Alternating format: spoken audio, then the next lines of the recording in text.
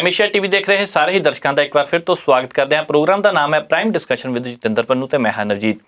बहुत सारिया अहम खबरों के जिन्होंने उपर आपां चर्चा करांगे। मद्रास हाई कोर्ट, उस तो बाद दिल्ली हाई कोर्ट बहुत सख्त रूप अपनाया इन्होंने दोहां ने, क्योंकि जिस तरह कोरोना के हालात विगड़ते जा रहे हैं, पिछले कई दिनों तो असीं सख्त टिप्पणियां देख रहे हैं अदालतों वालों भी। उस तो बाद कोरोना के हालातों बारे भी गलबात करांगे ते बंगाल दीयां चोणां दी भी गल की जाएगी। उस तो बाद एक पन्नू साहब अज खास खबर लैके आए हैं। ये प्रोग्राम के दौरान आपां देखदे किहड़ी खबर है, पर सब तो पहला स्वागत करते हैं सीनियर पत्रकार जतिंदर पन्नू जी का। पन्नू साहब बहुत बहुत स्वागत जी। पर साहब मैं अदालतों तो गल शुरू की है। मद्रास हाई कोर्ट काफ़ी सख्त नज़र आ रही है। अज तो उन्हें सीधा ही यह कहता कि चोण कमीशन जिम्मेवार लगता है ਜਿਹੜੇ कोरोना वायरस के केस लगातार फैलते जा रहे हैं। ਤੁਹਾਡਾ ਕੀ कहना है लैके? सिर्फ इन्ना नहीं आख्या कि चोण कमीशन जिम्मेवार लगता जी, अगली गल भी आखी कि जे तुसी चोण कमीशन वाले हो अजे भी सुधरे ना, अज जिहड़े लोग मर रहे हैं कोरोना दे नाल जी, तुहाडे ते कतल दा परचा दर्ज करावांगे। हाई कोर्ट के जजां नूं इह कहना पवे देश के चोण कमीशन नूं क्या लोग जिहड़े मर गए इन्हां दीयां मौतां तुहाडे सिर है, तुहाडे ते कतल दा परचा दर्ज करावांगे जी, ये बहुत वड्डी गल है। बिल्कुल। उन्होंने चोण कमीशन नूं पुछया, जदों तुहानूं पता लग गया सी तमिलनाडु च केस भी वध रहे ते मौतां भी वध रही, तुसीं ये चोणां अगे क्यों ना पातियां? तुसीं लगे क्यों रहे जी? इहो सवाल पश्चिमी बंगाल के मामले च पुछया जा सकदा। एक महीना जिहड़ा लंघिया जिहदे विच पश्चिमी बंगाल दे विच वड्डियां वड्डियां चोण रैलियां लख लख दियां हुंदियां रहीआं जी, जिहड़ा अर्नब गोस्वामी हुण तक नरेंद्र मोदी ते अमित शाह दे सोहले गाउंदा सी, ਉਹਨੂੰ ਵੀ ਆਪਣੇ ਟੀਵੀ ਦੇ ਉੱਤੇ ਵਿਖਾਉਣਾ ਪਿਆ ਕਿ ਅਮਿਤ ਸ਼ਾਹ ਤੇ ਨਰਿੰਦਰ ਮੋਦੀ ਦੀਆਂ ਰੈਲੀਆਂ 'ਚ ਲੱਖਾਂ ਲੋਕ ਬੈਠੇ ਆ, ਕਿਸੇ ਦੇ ਮੂੰਹ ਤੇ ਮਾਸਕ ਨਹੀਂ ਜੀ, ਤੇ ਇਹਨਾਂ ਦੇ ਵੀ ਨਹੀਂ ਪਾਏ ਤੇ ਇਹਨਾਂ ਦੇ ਲੀਡਰਾਂ ਦੇ ਵੀ ਨਹੀਂ ਪਾਏ। ਉਹਨੇ ਆਖਿਆ ਇਹਨਾਂ ਸਾਰਿਆਂ ਦੇ ਉੱਤੇ ਜੁਰਮਾਨੇ ਲੱਗਣੇ ਚਾਹੀਦੇ ਆ। ਪ੍ਰਧਾਨ ਮੰਤਰੀ ਵੱਲ ਵੀ ਉਹ ਇਸ਼ਾਰਾ ਕਰ ਰਿਹਾ। बिल्कुल। ਇਹ ਹਾਲਾਤ ਕਿਉਂ ਬਣੇ? ਉਹਨੇ ਆਖਿਆ ਹੁਣ ਤੁਸੀਂ ਕਰਦੇ ਕੀ ਪਏ ਹੋ?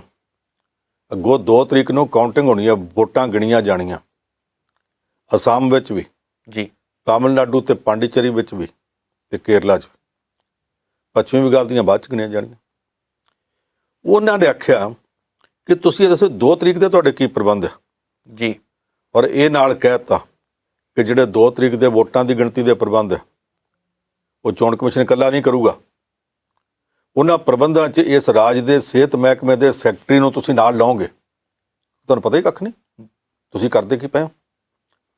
चोण कमीशन के अधिकारियों की जिन्नी झाड़ झंब की है मद्रास की हाई कोर्ट ने अज तक कदे किसी ने नहीं सी कीती। ये नौबत क्यों आई? इस करके कि सारियां थावां ते चोण कमीशन का अमला पहला मोटे तौर के उत्ते वो लवाया गया जिहड़े प्रधानमंत्री नूं बहुत ज़्यादा हीरो मानते हैं जी, जिहड़े हर हर मोदी कर मोदी करते हैं।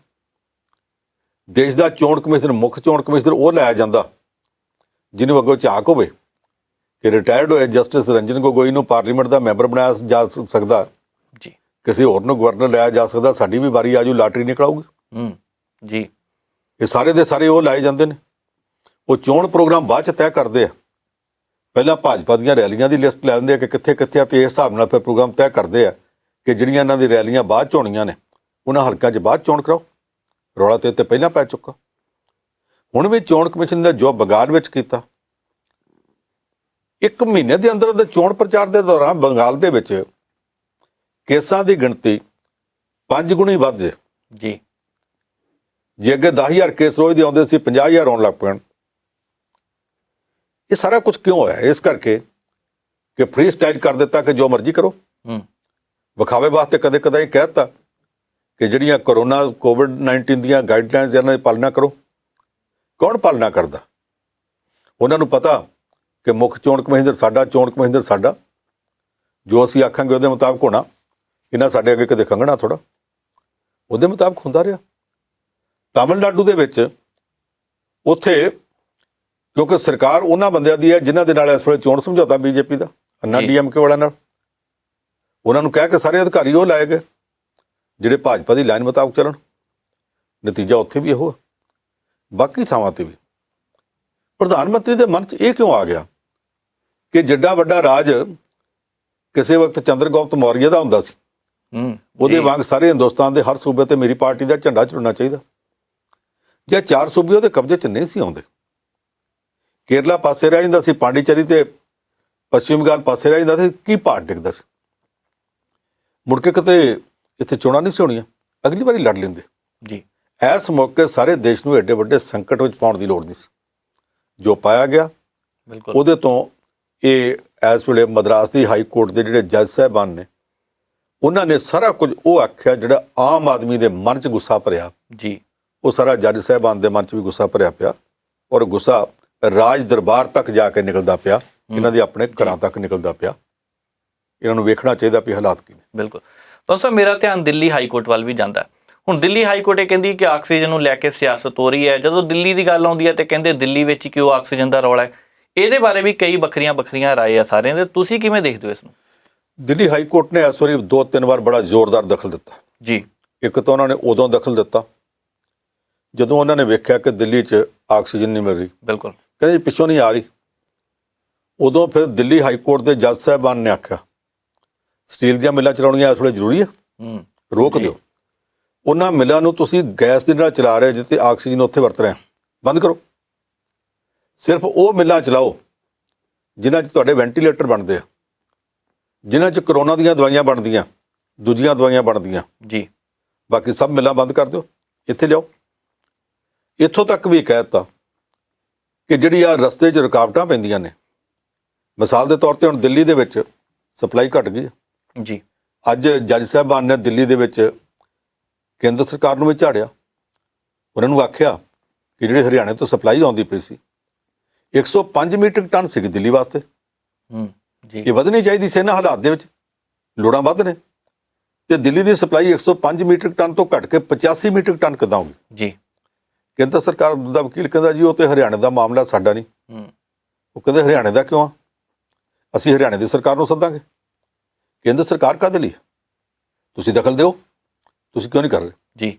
ਅਜੇ 2 ਦਿਨ ਪਹਿਲਾਂ ਦਿੱਲੀ ਦੀ ਹਾਈ ਕੋਰਟ ਦੇ ਜੱਜ ਸਾਹਿਬਾਨ ਨੇ ਇੱਥੋਂ ਤੱਕ ਆਖਿਆ ਸੀ ਸਾਨੂੰ ਇਹ ਦੱਸੋ ਅੜਿੱਕਾ ਕੌਣ ਪਾਉਂਦਾ, ਆਕਸੀਜਨ ਦੀ ਸਪਲਾਈ ਦੇ ਵਿੱਚ ਲੱਤ ਕੌਣ ਅੜਾਉਂਦਾ, ਫਾਇਰ ਟੰਗ ਦਿਆਂਗੇ।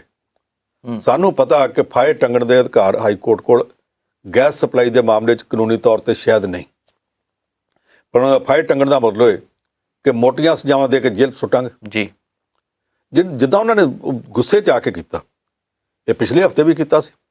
ਉਸ ਪਿਛਲੇ ਹਫ਼ਤੇ ਕੀਤੇ ਦਾ ਅਸਰ ਕੀ ਹੋਇਆ? ਜਦੋਂ ਭਾਰਤ ਸਰਕਾਰ ਨੂੰ ਜਾਪਿਆ ਕਿ ਅਸੀਂ ਫਸ ਗਏ, ਪਤਾ ਨਹੀਂ ਇੱਧਰੋਂ ਇਸ਼ਾਰਾ ਗਿਆ ਕਿ ਕੀ ਹੋਇਆ, ਸੁਪਰੀਮ ਕੋਰਟ ਦੇ ਚੀਫ ਜਸਟਿਸ ਬੋਬੜੇ ਨੇ ਫਟਾਫਟ ਇਹ ਅੱਡ ਹਾਈ ਕੋਰਟਾਂ ਦੀ ਸੁਣਵਾਈ ਨਾ ਕਰਨ, ਸੁਪਰੀਮ ਕੋਰਟ ਕਰੇਗੀ, ਆਹ ਕਰੇਗੀ, ਉਹ ਕਰੇਗੀ ਜੀ। ਤੇ ਨਾਲ ਸੁਪਰੀਮ ਕੋਰਟ 'ਚੋਂ ਕਹਿ ਦਿੱਤਾ ਕਿ ਕੇਂਦਰ ਸਰਕਾਰ ਭਲਕੇ ਜਵਾਬ ਦੇਵੇ, ਤੇ ਭਲਕੇ ਆ ਕੇ ਕਹਿ ਦਿੱਤਾ ਇੰਨੇ ਦਿਨਾਂ ਬਾਅਦ ਤੁਸੀਂ ਫਿਰ ਜਵਾਬ ਦੇ ਦਿਓ। ਗੱਲ ਟਾਲਣ ਦਾ ਯਤਨ ਕੀਤਾ ਜੀ। ਹੁਣ ਗੱਲਾਂ ਕੀ ਨਿਕਲਦੀਆਂ ਪਈਆਂ ਨੇ, ਕਿਉਂਕਿ ਜਸਟਿਸ ਬੋਬੜੇ ਰਿਟਾਇਰ ਹੋਏ ਸੀ। ਰਿਟਾਇਰ ਹੋਣ ਤੋਂ ਪਹਿਲਾਂ ਉਹ ਇੱਕ ਕਿਸਮ ਦਾ ਇਸ ਤਰ੍ਹਾਂ ਦਖਲ ਦੇਣਾ ਚਾਹੁੰਦੇ ਸੀ। ਇਸ ਵੇਲੇ ਜਸਟਿਸ ਬੋਬੜੇ ਜੇ ਚੀਫ ਜਸਟਿਸ ਹੋਵੇ ਤੇ ਅਸੀਂ ਉਹਦੇ ਬਾਰੇ ਗੱਲ ਕਰਨ ਲੱਗਾ ਸੋਚਾਂਗੇ, ਪਰ ਅੱਜ ਗਲੀ ਗੱਲਾਂ ਹੁੰਦੀਆਂ ਨੇ ਕਿ ਜਦੋਂ ਚੀਫ ਜਸਟਿਸ ਸੀ ਉਹਨਾਂ ਨੇ ਕਿੱਦਾਂ ਦੇ ਫੈਸਲਿਆਂ ਉੱਤੇ ਟਾਈਮ ਲਾਇਆ। ਇੱਕ ਪੂਰਾ ਸਾਲ ਨਾ ਧਾਰਾ 370 ਦਾ ਕੇਸ ਸੁਣਿਆ, ਨਾ ਨਾਗਰਿਕਤਾ ਸੋਧ ਕਾਨੂੰਨ ਦਾ ਸੁਣਿਆ।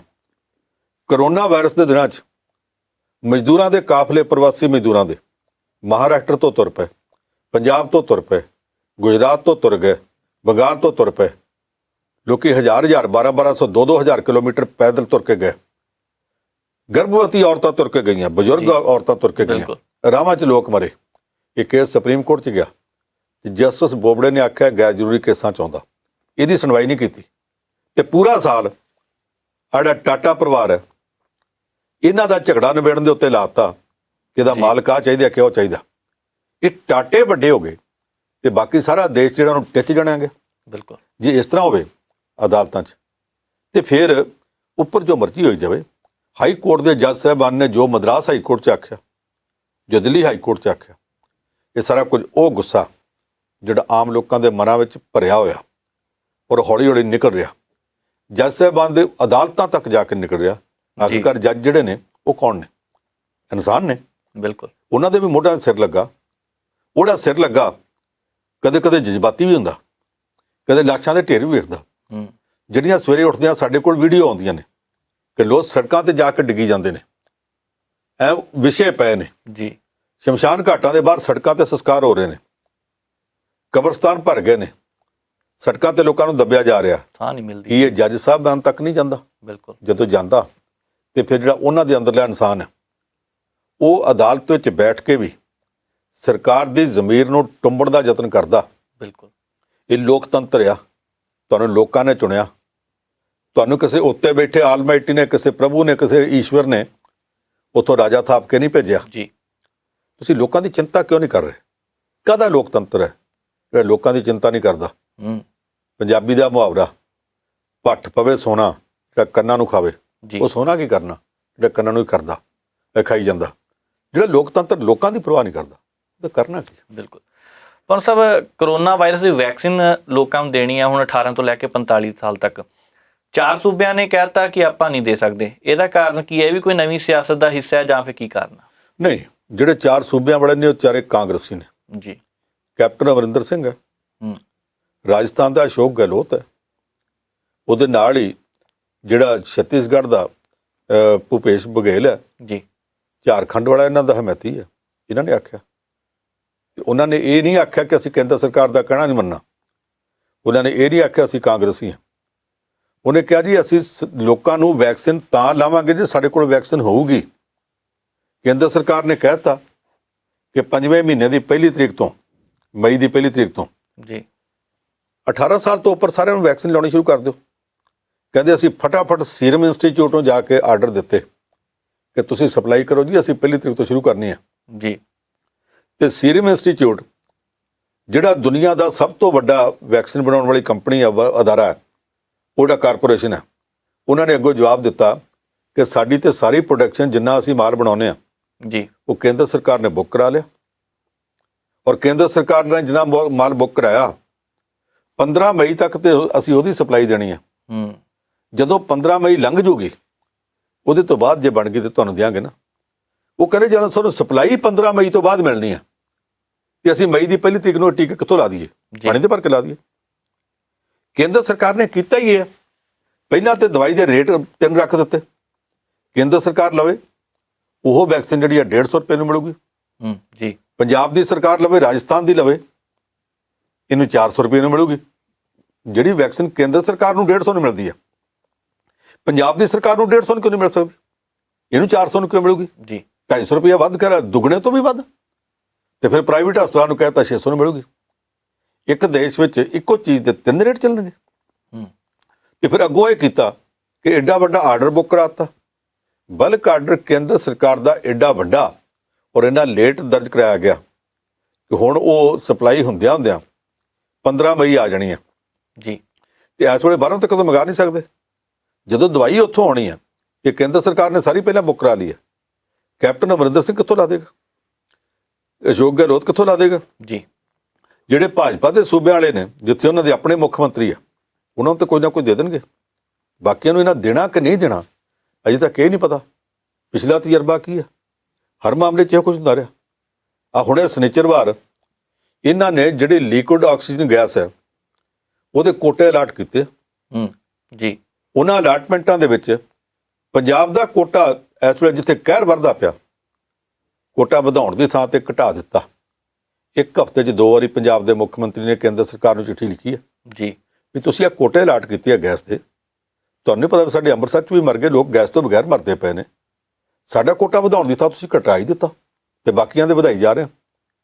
ਇਹਦਾ ਮਤਲਬ ਇਹ ਵਿਤਕਰਾ ਹੋ ਰਿਹਾ। ਇਹੋ ਜਿਹੇ ਮੌਕੇ ਦੇ ਉੱਤੇ ਵੀ ਰਾਜਨੀਤਿਕ ਪੱਖ ਤੋਂ ਵਿਤਕਰਾ ਹੋ ਰਿਹਾ।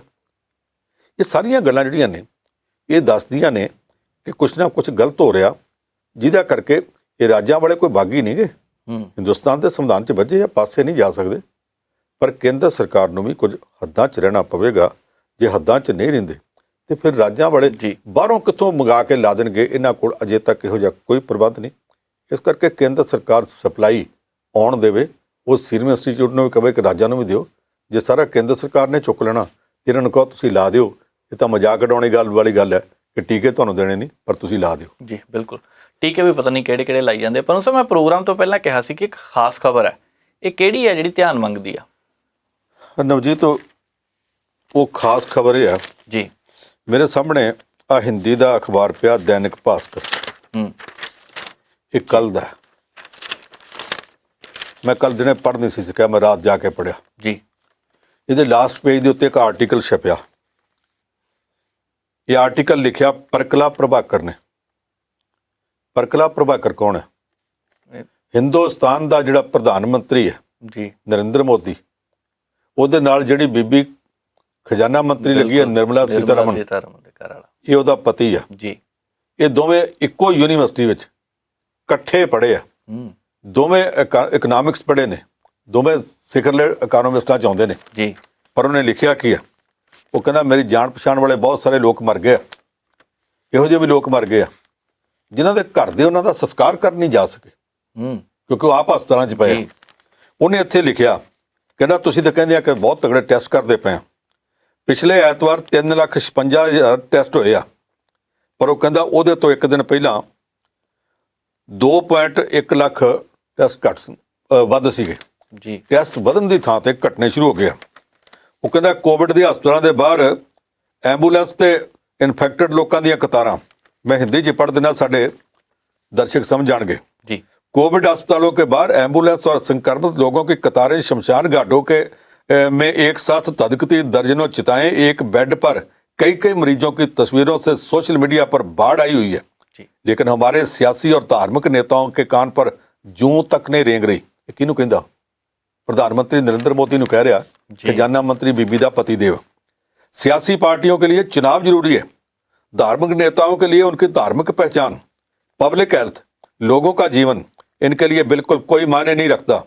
हमारे टेलीविजन दिखाते हैं कि कैसे प्रधानमंत्री, केंद्रीय मंत्री, मुख्यमंत्री और विपक्षी नेताओं की चुनाव रैलियों के लिए हजारों की भीड़ जुटाई गई। कुंभ मेला के शाही स्नान के लिए लाखों लोग जुटे। स्थिति बिगड़ने के बाद धार्मिक नेता कहते हैं कि कुंभ मेले को संकेतक रखा जाएगा और राहुल गांधी अपनी रैलियां रद्द कर देते हैं। फिर वो अगली गल कहता, जब कुछ एक्सपर्ट, एनालिसिस और सियासी नेता इन चुनावी रैलियों और कुंभ मेले में जुटी भीड़ को जायज ठहराने में लग जाते हैं, उनको सुनकर काफ़ी गुस्सा आता है। अब ये सुनकर और धक्का लगा जब वे ये तर्क देते हैं कि दूसरे देशों की तुलना में हमारी स्थिति अच्छी है। वे अर्थहीन, बेमेल, सिलेक्टिव डाटा रख रहे हैं। ऐसे प्रतीत होता है इन लोगों के दिलों में उनके लिए कोई संवेदना नहीं है जिन लोगों ने अपने परिवार के जी खो दिए हैं। हम इस ड्राई नंबर की वजह से पूरे संकट को नज़रअंदाज कर रहे हैं। हम इन नंबर के पीछे के चेहरे, उन परिवारों को इग्नोर कर रहे हैं।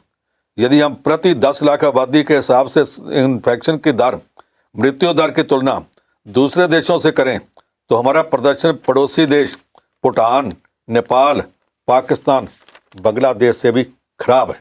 ये साड़ी हालत है। फिर उन्हें हो रखा आगे जाके, ऐसा लगता है कि प्रधानमंत्री की लोकप्रियता, पॉलिटिकल पूंजी और वाक चतुरता ने उन्हें उनकी सरकार के गैर जिम्मेदाराना रवैये, अयोग्यता, निष्ठुरता से बचा रखा है। वे जवाबदेही से बचकर निकल पा रहे हैं। सरकार और सरकार को चलाने वाली पार्टी अब प्रचार के सहारे यानी आउटरीच मैनेजमेंट करने में निपुण हो चुकी है। वे जानते हैं कि देश शुरुआती दुख से गहरी चीख पुकार कर लेने के बाद शांत हो जाएगा जी। नोटबंदी के समय भी सरकार ने यही तरीका अपनाया था। फिर जनता की इसी सुषमता अवस्था की वजह से सरकार और पार्टी अप्रवासी मजदूरों का लंबे पलायन का दुख भी झेल सकी। वे अब भी मौजूदा समस्या को इसी तरह पार कर ले जाएंगे। वो कहता तुसी नोटबंदी के उत्ते भी अटैक करता कि तुसी नोटबंदी भी उदों गलत की है जी। नोटबंदी च लोग मरे, तुस आके लोग चीका मार देंगे, बाद लोग चुप ही कर जाने। ये बंदा कौन कह रहा जी? ये सारी प्रशासन नूं, सारी सरकार नूं कंडेम कर रहा, रद्द कर रहा, कौन कर रहा? इस देश के प्रधानमंत्री दे नाल लगी बीबी खजाना मंत्री जिहड़ी हर एक नूं कचीचियां वट वट के कहती है हमारी सरकार ने ये कर दिया जी, हमारी सरकार ने वो कर दिया, हम तो ये कर रहे हैं। ਉਹਦਾ पति कहता कि तुसीं पट्ठा बिठाई जा रहे हैं देश का। पति कोई उपरा तो नहीं, सैपरेशन तो नहीं हुई जी। ये जे सरकार दे, केंद्र सरकार दे अपने घरां चों भी आवाज़ां उठदियां पईयां ने। इस तो पहला प्रधानमंत्री नरेंद्र मोदी का सका भरा प्रहलाद पटेल ਇਹਦੇ ਖਿਲਾਫ ਲਖਨਊ ਦੇ 에ਅਰਪੋਰਟ ਤੇ ਧਰਨਾ ਦੇ ਚੁੱਕਾ। ਉਹ ਇਸ ਕਰਕੇ ਗਿਆ ਸੀ ਕਿਉਂਕਿ ਉਹਨੂੰ ਪਤਾ ਸੀ ਕਿ ਆ ਜਿਹੜੇ 3 ਕਾਨੂੰਨ ਕਿਸਾਨਾਂ ਦੇ ਖਿਲਾਫ ਇਹਨੇ ਥੋਪੇ ਆ, ਉਹਨਾਂ ਦੇ ਨਾਲ ਜਿਹੜਾ ਜ਼ਰੂਰੀ ਵਸਤਾਂ ਦਾ ਕਾਨੂੰਨ ਆ ਰਿਹਾ ਉਹਨੇ ਕਿਸਾਨਾਂ ਦਾ ਵੀ ਰਗੜਾ ਕੱਟਣਾ, ਖਪਤਕਾਰਾਂ ਦਾ ਵੀ ਕੱਟਣਾ, ਤੇ ਨਾਲ ਉਹ ਸਾਰੇ ਦੇਸ਼ ਦੇ ਜਿਹੜੇ ਰਿਟੇਲ ਵਾਲੇ ਦੁਕਾਨਦਾਰ ਆ ਉਹਨਾਂ ਦਾ ਪ੍ਰਧਾਨ ਹੈ ਜੀ, ਇਹਨਾਂ ਦੁਕਾਨਦਾਰਾਂ ਦਾ ਵੀ ਕੱਟਣਾ। ਉਹ ਯੂਪੀ 'ਚ ਰੈਲੀ ਕਰਾਉਣ ਗਿਆ ਸੀ, ਨਰਿੰਦਰ ਮੋਦੀ ਨੂੰ ਪਤਾ ਸੀ ਮੇਰਾ ਭਰਾ ਗਿਆ ਤੇ ਯੂਪੀ ਦੇ ਸਾਰੇ ਰਿਟੇਲ ਦੇ ਦੁਕਾਨਦਾਰ ਇਕੱਠੇ ਹੋ ਜਾਣੇ, ਲੱਖਾਂ ਦਾ ਇਕੱਠ ਹੋਊਗਾ। ਉਹਨੂੰ ਲਖਨਊ ਦੇ 에ਅਰਪੋਰਟ ਤੇ ਰੋਕ ਲਿਆ। ਰੋਕਿਆ ਕਿਉਂ? ਕਹਿੰਦੇ ਠਹਿਰ ਜਾਓ, ਤੁਹਾਡੇ ਵਾਸਤੇ ਗੱਡੀ ਦਾ ਪ੍ਰਬੰਧ ਕਰਦੇ ਆ। ਕਹਿੰਦਾ ਜਿਹੜੇ ਮੈਨੂੰ ਲੈਣ ਆਏ ਸੀ ਉਹ ਕਿੱਥੇ ਆ? ਕਹਿੰਦੇ ਜੀ ਉਹਨਾਂ ਨੂੰ ਮੋੜ ਦਿੱਤਾ ਗਿਆ, ਉਹ ਫੜ ਲਏ ਜਿਹਦਾ ਤੁਸੀਂ ਇਹਦੀ ਸਵਾਗਤ ਨਾ ਕਰੋ। ਕਹਿੰਦਾ ਜਦ ਤੱਕ ਉਹ ਨਾ ਆਏ ਮੈਂ ਨਹੀਂ ਜਾਂਦਾ। ਉਹਨੇ ਆਖਿਆ ਜੀ ਉਹ ਤਾਂ ਆ ਨਹੀਂ ਸਕਣੇ। ਕਹਿੰਦਾ ਫਿਰ ਮੈਂ ਜਾ ਨਹੀਂ ਸਕਣਾ। 5-6 ਘੰਟੇ ਤੱਕ ਉਹ ਧਰਨਾ ਮਾਰ ਕੇ ਬੈਠਾ ਰਿਹਾ ਬੰਦਾ।